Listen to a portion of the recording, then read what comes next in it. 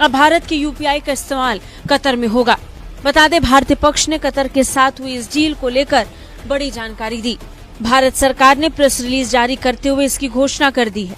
भारत की digital payment प्रणाली यानी यूपीआई को अब कतर में लागू करने की घोषणा हो चुकी है। चीज आपको लोगों को नहीं पता होगा, इंडिया का जो यूनिफाइड पेमेंट इंटरफेस है वो ऑपरेशनलाइज हो जाएगा अब, ठीक है जी।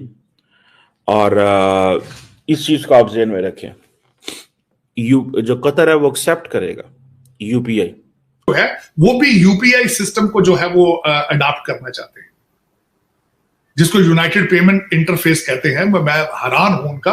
और मेरा एक दोस्त है यहाँ पे अमेरिकन, रिसेंटली जर्नलिस्ट, वो आज से 1 महीना पहले भारत गया और भारत से वापस आके उसने अपना एक आर्टिकल लिखा, उसने जर्नलिस्ट ने, आप सरप्राइज, उसने कहा जी कि वहां हर ठेले वाले के पास भी बार कोड है उसका अपना मौजूद है। दुनिया सारी हमारे ऊपर, ये बिल्कुल दुरुस्त कहा गया कि हमारी डिप्लोमेसी कमजोर है, हमारी जो है अप्रोच कमजोर है, हम ओआईसी को इकट्ठा नहीं कर पाए हैं, मुस्लिम उम्मा एक तरफ होके बैक आवाज इसमें नहीं शामिल हो सकती है या हो रही है या हुई है कभी भी, और शायद वो हो भी ना, इसलिए कि इंडिया इतना ह्यूज हो गया, इतनी बड़ी ताकत बन गई है कि इस्लामी ममलिकतों की भी जो वाबस्तगी है या उनके इंटरेस्ट हैं वो काफी उनके साथ इन्वॉल्व होते हैं। और कतर के जो अमीर का ये जो 2 दिन का दौरा था, मोदी साहब ने पैसे तो वैसे ही प्रोटोकॉल तोड़ दिया और उनको जो है वो छोड़ के आए। और अमीर साहब खुश हो गए होंगे। अमीर साहब ने कहा ठीक है यार, हमने उनके बंदे शर्दे छोड़, दुनिया ने उसको, हमने इस चीज को अंडरस्टैंड ही नहीं कर सके ये कितना वो जिसे कहते हैं ना कंट्रोवर्शियल हर चीज हो गई। एग्रीमेंट हुआ इनके साथ, सो एग्रीमेंट तो बहुत ज्यादा हुए हैं जी, फ्रेंकली स्पीकिंग। और मुझे ऐसे लग रहा है कि ट्रांसफॉर्मेशन हो गई है। ये ट्रांसफॉर्मेशन जो पाकिस्तान शायद ख्वाहिश करता होगा कतर के साथ, हमारी भी है कतर के साथ, लेकिन उस तरह की तो नहीं है। ये जो जॉइंट स्टेटमेंट आई है ये पिछली जॉइंट स्टेटमेंटों से मुख्तलिफ है। और दूसरा वो कहते हैं जी कि ट्रेड एंड कॉमर्स हमारे स्ट्रॉन्ग पिलर्स हैं। हम तो जो कहते हैं ना ब्रदरली इस्लामी के, वो कहते हैं नहीं, ट्रेड एंड कॉमर्स, ये है फर्क। अब आप कतरियों को, अरबियों को ये ब्रदरली इस्लामी नहीं कर सकते। ट्रेड एंड कॉमर्स की बात करें उनके साथ, ठीक है जी। और ये चीज जो है ना, this is what they want, वो जो चीज करनी है, ठीक है, वो ये करनी है कि कतर ने अब इंडिया को जैसे कहते हैं ना अनइंटरप्टेड चीजें होनी है अब इंडिया के साथ। पैसा भी आएगा, बिजनेस भी आएगा, कारोबार भी होगा, और इंडिया का वो जो एक कंफर्ट जोन मिडल ईस्ट में वो एनहेंस हो गया। देखिए सीधी सी बात, सबसे बढ़कर चीज आपको लोगों को नहीं पता होगा, इंडिया का जो यूनिफाइड पेमेंट इंटरफेस है वो ऑपरेशनलाइज हो जाएगा अब, ठीक है जी।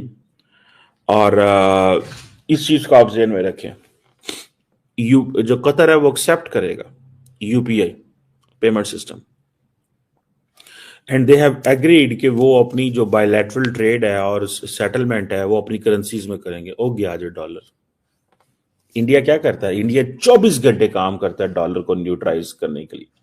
24 घंटे एक ही काम करता है, डॉलर को कैसे नीचे लेके आना है। इंडियन लीडरशिप को आप क्या समझते हैं, वो है वही, देखें उनको इस चीज का पता है, उनको इस चीज का पता है भाईजान की करना है की नहीं करना, 100% उनको पता है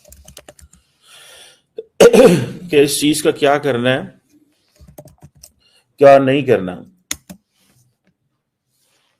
और वो लगे हुए हैं। और उन्होंने ये चीज कर ली, उन्होंने कहा जी अपने पैसे को कम से कम डॉलर जाए, इसलिए तो वो कहते हैं कि अपने पैसे यूनिफाइड पेमेंट इंटरफेस, ठीक है ना। और ये अगर हो जाता है, और आपको पता है सिंगापुर हो, दुनिया के हर मुल्क के साथ तो वो यूनिफाइड पेमेंट इंटरफेस के ऊपर काम कर रहे हैं, हर मुल्क के साथ,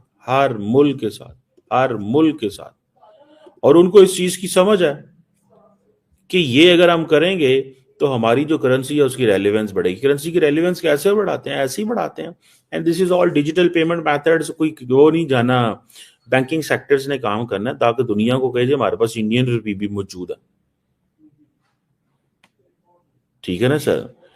और आपको पता है फिर जब इंडिया हो वो टेररिज्म का जिक्र क्यों ना करेगा, क्यों ना करे टेररिज्म का जिक्र।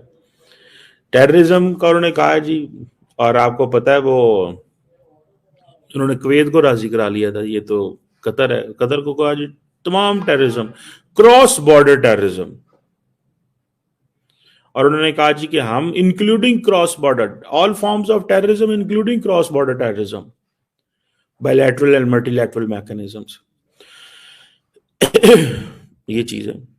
सम टाइम बड़ी इंटरेस्टिंग चीज़ें भी हमें स्टूडेंट से जानने को मिलती है। आप पढ़ते क्या है वैसे? मैं वैसे तो बीएस नर्सिंग कर रहा हूँ, मगर सीएसएस का इरादा है फिर। सीएसएस, दैट्स व्हाई इनको इंडिया के इंटरनल इश्यूज का भी पता और एक्सटर्नल का भी। सर जैसे इंडिया का एक नारा है कि हम थर्ड लार्जेस्ट इकोनॉमी बनेंगे, तो हमारी इस वक्त जो हमारा एजेंडा क्या है, क्या नजर आता है आपको? देखें हमारा एजेंडा, देखो हमारे जो लीडर हैं सबसे पहले उनको ये एक साथ बैठ के पॉलिटिकल इनस्टेबिलिटी जो है उसको ख़त्म करना पड़ेगा। जैसे इमरान खान साहब को देख लें कि वो लेटर लिखता है आर्मी चीफ को, हालांकि उसको नहीं लिखना चाहिए, उसे लेटर लिखना चाहिए डेमोक्रेटिक जो लेजिस्लेटिव एवेन्यू में डेमोक्रेटिक लीडर बैठे हैं उनके साथ बैठ के समझौता करे, एक लॉन्ग टर्म प्लानिंग बनाए कि अगर कोई भी गवर्नमेंट में आए, कोई भी पीटीआई की हो, पीपी की हो, पीएमएलएन की हो, कोई भी इस जो फिनेंशियल जो इनकी स्ट्रेटजीज और प्लान होगी उसको कोई भी छेड़छाड़ नहीं करेगा।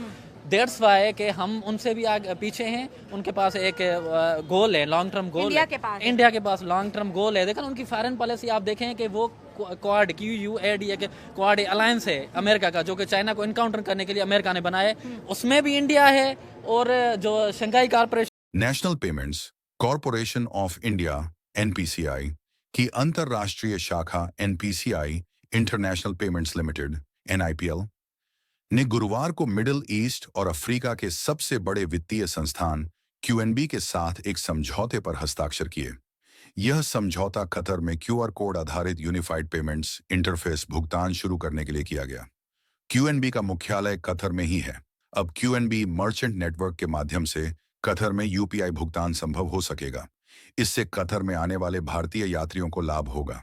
NPCI इंटरनेशनल में भागीदारी और व्यवसाय विकास के डिप्टी चीफ अनुभव शर्मा ने कहा, हमारा मानना है कि कतर में UPI चालू होने से देश में आने वाले बड़ी संख्या में भारतीयों को पर्याप्त लाभ मिलेगा, उनके लेन देन सरल हो जाएंगे और विदेश में परेशानी मुक्त यात्रा अनुभव सुनिश्चित होगा।